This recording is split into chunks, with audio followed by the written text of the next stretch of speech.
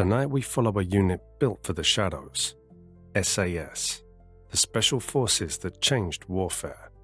In 1941, the war in North Africa was a long, hot grind.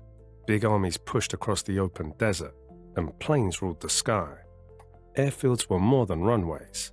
They were fuel, spare parts, and pilots. If an airfield went silent, a whole front line could wobble. A British officer named David Stirling looked at that problem and chose an unusual answer. He wanted tiny teams that could slip behind enemy lines, hit a target that mattered, and disappear before the enemy could react. In July 1941, in Egypt, Stirling helped form a new unit called Detachment Special Air Service. The name was also part of a deception plan, meant to make the Axis think Britain had more airborne forces than it did. The first mission nearly ended the experiment. In November 1941, the unit tried a parachute raid during a storm linked to Operation Crusader. Bad weather and enemy defenses scattered the men. Many were killed or captured, and only a small number reached home. Most new ideas die after a failure like that. The SAS did the opposite.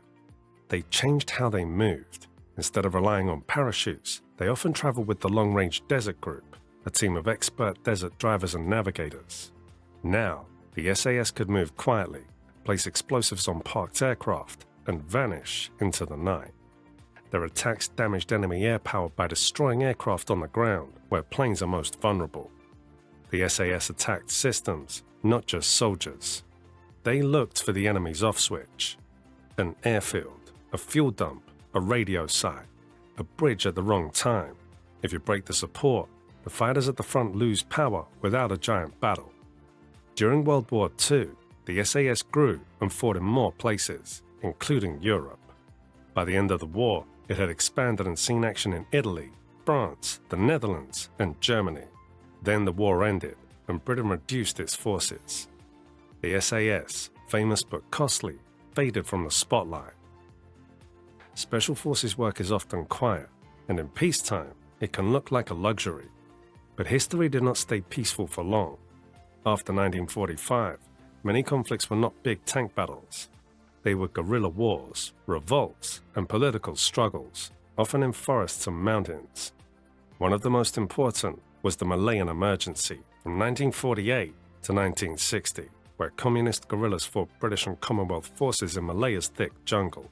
In 1950, the SAS reappeared there, first under the name Malayan Scouts. Their work was slow, patient, and exhausting. Jungle operations are a different kind of fear. You cannot see far, the ground is wet and loud, leech bites and infections are constant threats. A team may walk for hours and meet no one, then suddenly face an ambush from 10 meters away. The SAS was trained for that world. They learned tracking, long patrols, and small unit discipline. They learned how to live lightly, carry only what matters, and keep moving even when tired. Just as important, they learned how intelligence and local support could decide a conflict. In a guerrilla war, the enemy is not only a fighter, the enemy is also secrecy. If guerrillas can hide, rest, and recruit, they stay alive. If you cut those links, their strength shrinks. The SAS helped shape modern counterinsurgency thinking.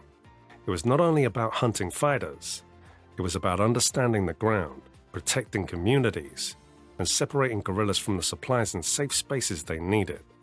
As the decades moved on, the threat shifted again. By the 1970s, the world saw more hijackings and hostage crises. Terrorist groups used violence for publicity, and they often chose crowded places. Governments needed teams that could react fast and act with precision, because one wrong move could kill innocent people. For the SAS, this meant learning close quarters battle, room clearing, and hostage rescue. This training later became famous as counter-terror work. Much of it stayed secret, but one event forced it into the open. On April 30th, 1980, 6 armed men stormed the Iranian embassy in London and took 26 hostages. Police negotiated for days while the government prepared a military option.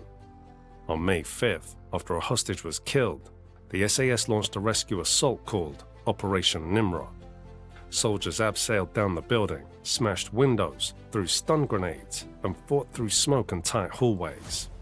The raid was shown on live television, and it burned itself into public memory. Operation Nimrod wasn't just drama, it was a lesson in modern warfare inside a city. The goal was not to destroy a base, it was to save lives under pressure. Teams had to move quickly, but also make split-second choices about who was a threat. They had to communicate clearly in chaos and still follow rules. The SAS helped set a global standard for counter-terror raids. After 1980, many countries invested more in similar teams. They also shaped other elite units directly. In 1962, an American Special Forces officer named Charles Charlie Beckwith served as an exchange officer with the British Army's 22 SAS Regiment.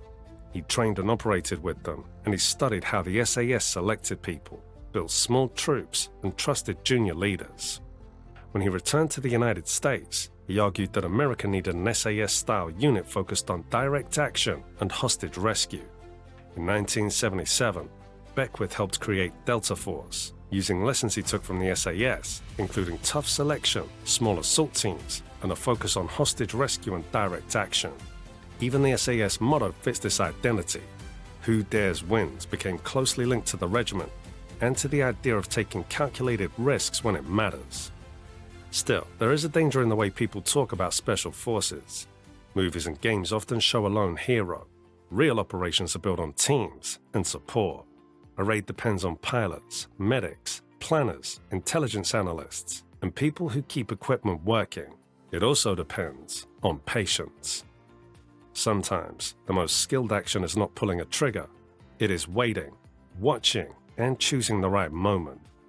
The SAS also helped spread a style of command that modern armies now prize. Small teams cannot be micromanaged from far away. Leaders give a clear goal, then trust the team to adjust on the ground. That freedom can look risky, but it is powerful when the situation changes fast.